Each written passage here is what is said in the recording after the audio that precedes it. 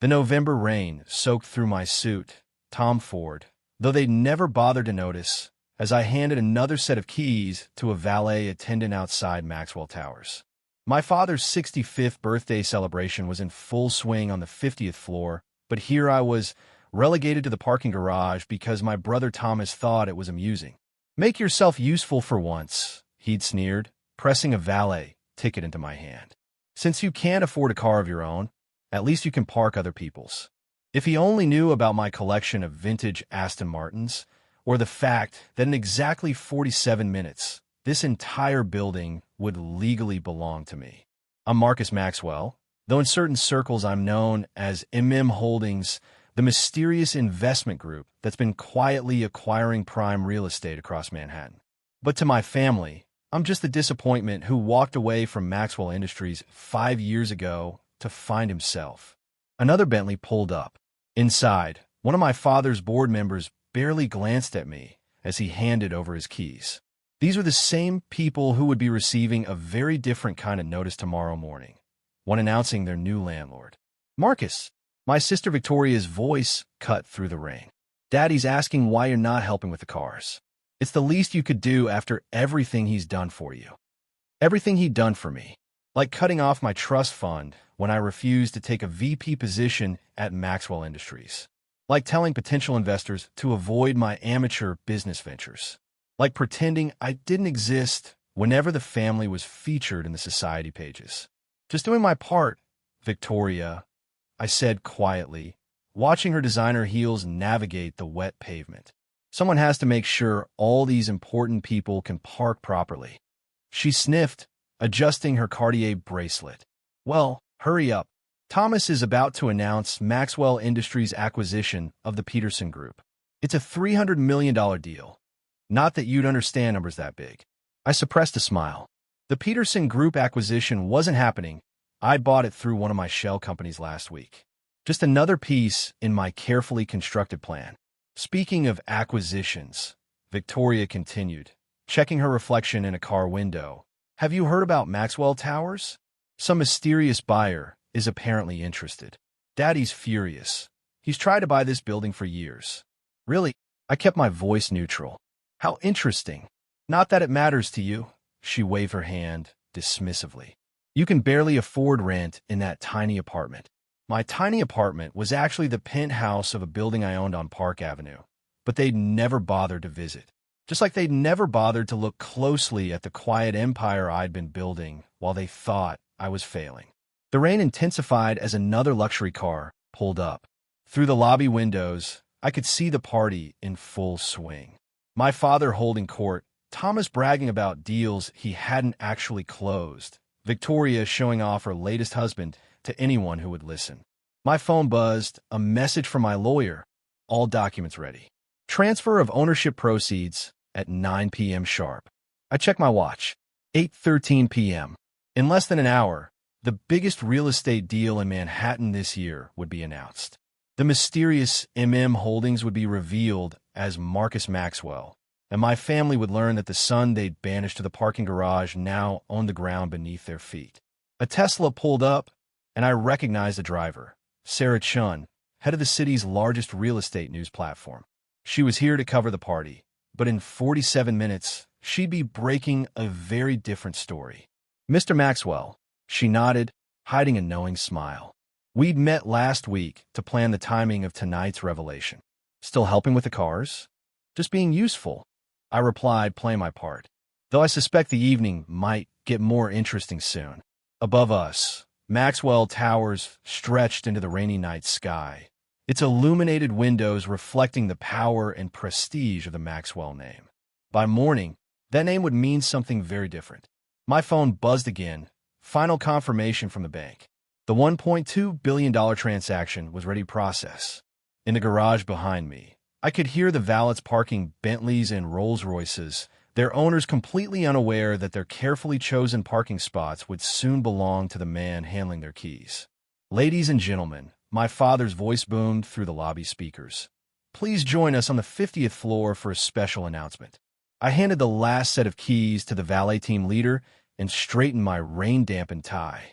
8:30 p.m. 30 minutes until everything changed. The elevator ride up was a lesson in invisibility.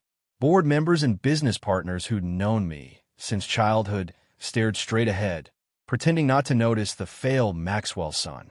If they'd bothered to read the real estate papers more carefully, they might have recognized my investment patterns over the past 5 years.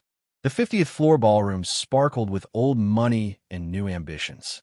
Crystal chandeliers reflected off designer dresses and family jewelry, while floor-to-ceiling windows showcased the Manhattan skyline. My skyline, though they didn't know it yet. Oh look, the valet boy finally joined us. Thomas smirked from his position near our father. His custom Brioni suit probably cost more than what they thought I made in a month. Did you park all the cars properly, little brother? Everything's exactly where it should be, I replied quietly, accepting a glass of champagne from a passing waiter. The same vintage I had waiting in my office downstairs, the office they thought belonged to some mysterious tycoon. Victoria sidled up, her latest husband in tow. Marcus, darling, Thomas is about to announce the Peterson acquisition. Try to look interested, even if you don't understand the complexities. I checked my phone discreetly. A message from my CFO, Peterson Group paperwork finalized. They're officially ours. Everyone gather round. My father commanded attention with practiced ease. At 65, Harrison Maxwell still carried himself like the emperor of a vast domain. Tonight isn't just about my birthday. It's about the future of Maxwell Industries. The crowd hushed expectantly. My stepmother, Evelyn, preened. Her new facelift stretched tight with pride. She'd spent the past 5 years pretending I didn't exist, ever since I refused to let her manage my trust fund. First, my father continued, I'm proud to announce that Maxwell Industries, under Thomas's brilliant leadership, has just acquired the Peterson Group for $300 million. Applause erupted. Thomas stepped forward, straightening his monogrammed cufflinks. This acquisition puts us at the forefront of commercial real estate in Manhattan. No one can touch Maxwell Industries now. I took another sip of champagne, enjoying the irony. The Peterson Group acquisition papers in my briefcase told a very different story.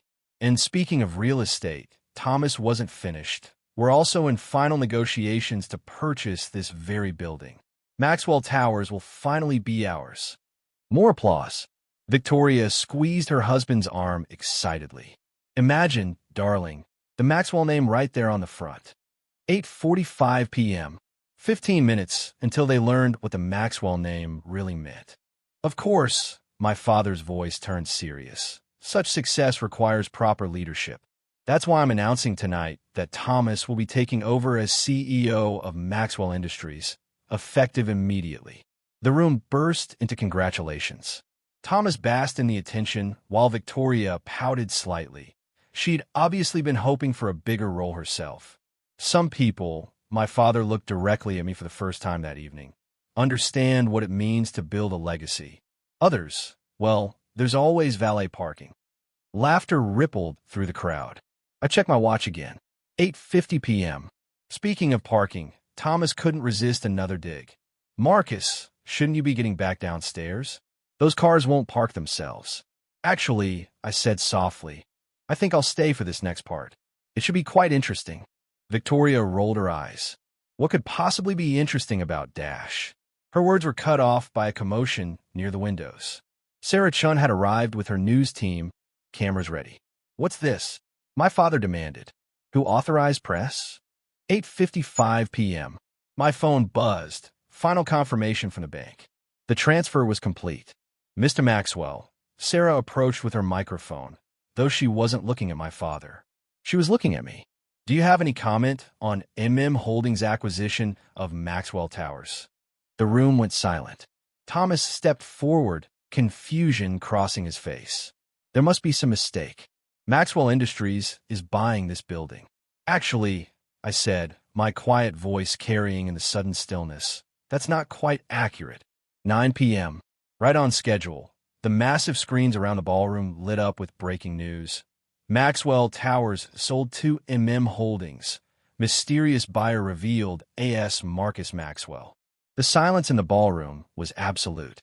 My father's face had turned an interesting shade of purple, while Thomas's champagne glass slipped from his fingers, shattering on the marble floor. "Impossible," Victoria whispered, her perfectly manicured hand clutching her husband's arm.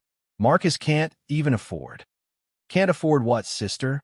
I pulled out my phone, projecting Holdings' portfolio onto the ballroom screens. "The $1.2 billion purchase price?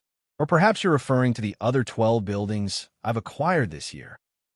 The displays showed property after property across Manhattan, prime real estate that Holdings had quietly accumulated over the past 5 years. Buildings that Maxwell Industries had tried and failed to purchase, now all under my control. But the Peterson Group, Thomas stammered, his earlier confidence evaporating. "We just bought." "No, you didn't." I corrected him gently, removing the acquisition papers from my briefcase. Holdings acquired the Peterson Group last week, which means those negotiations you've been bragging about were actually with me. My father finally found his voice. You're Holdings? The company that's been outbidding us on every major property." "Surprised, Dad? You shouldn't be. After all, you taught me everything I know about real estate. Well, except for the part about actually succeeding at it." Sarah Chen's cameras were capturing every moment. "Mr. Maxwell, how does it feel to now be Manhattan's largest independent property owner under 40? "Marcus," my stepmother Evelyn stepped forward, her smile suddenly warm and maternal. "Darling, why didn't you tell us? We're family." "Family?" I raised an eyebrow. "Like when you convinced Dad to cut off my trust fund. Or when you told the country club I was working as a janitor." More screens in the ballroom lit up with financial data. My quiet empire wasn't just real estate. While they'd thought I was failing, I'd built a conglomerate spanning technology, renewable energy, and yes, parking garages. Current market value of Holdings, $8.4 billion, Sarah announced to her cameras, making Marcus Maxwell the youngest real estate tycoon in New York history. Thomas lunged forward, his face red with rage. "This is a trick. You must have stolen the money, or like you stole from Dad's development fund last year."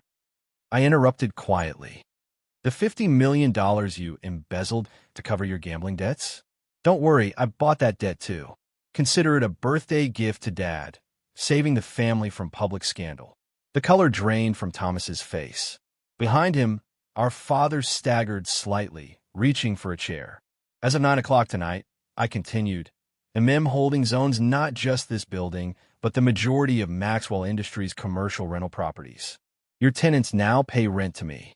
Victoria's latest husband, a minor real estate developer himself, was already pulling out his phone, probably checking if his properties were among those I'd acquired. They were. "Mr. Maxwell," Sarah pressed, "what are your plans for Maxwell Towers?" I smiled, walking to the floor-to-ceiling windows. "First, the name stays. After all, it is my name too, but there will be some changes. Starting with the rent." "You're going to raise our rent?" Thomas sputtered. "You can't. Actually, I'm lowering it by 30% and implementing green energy upgrades across all properties. The days of squeezing tenants for every penny are over." My father finally spoke again, his voice barely a whisper. "Why? Why do this tonight on my birthday?" "Because 5 years ago tonight, you told me I'd never understand real business. That I was embarrassing the Maxwell name. Remember?" I turned to face him. "You said I should park cars since that's all I'd ever be good for." The screens switched to live feeds of other Maxwell properties across the city. One by one, crews were already changing logos and signage. The Maxwell name remained, but under new management. "Oh, and Thomas," I added, "those merger papers you've been working on with Asian investors? They pulled out last week, after they found out about the embezzlement. But don't worry, I'm keeping all current employees. Unlike some people, I believe in second chances." Sarah's cameras captured all. The proud family's realization that their failure now controlled their destiny. The slow understanding that every insult, every dismissal, had been witnessed by the man who now owned their world. "Sir," my assistant appeared at my elbow. "Your helicopter is ready on the roof. The Tokyo markets open in an hour." "Thank you, James." I straightened my still damp suit. "Oh, And please make sure everyone here gets home safely. Their cars are all exactly where I parked them. Victoria made one last attempt. Marcus, please, we can work something out. Keep it in the family. But I'm keeping it in the family, I replied. I'm just redefining what that means.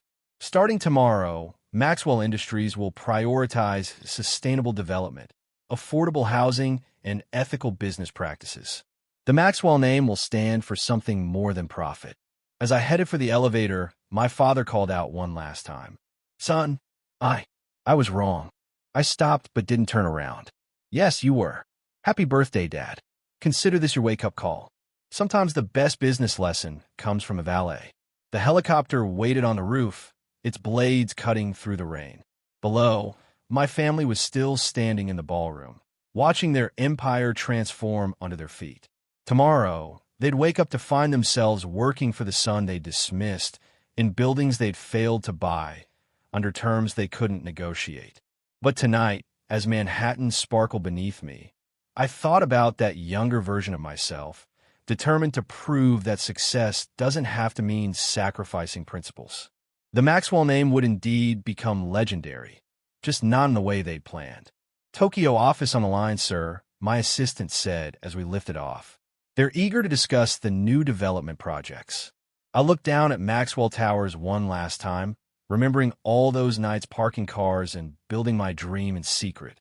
Tell them the future of real estate just changed, and it started in a parking garage. The helicopter banked east, leaving behind a family learning that true power isn't in who sits at the head of the table, but in who quietly builds while others boast. Sometimes the best revenge isn't just success.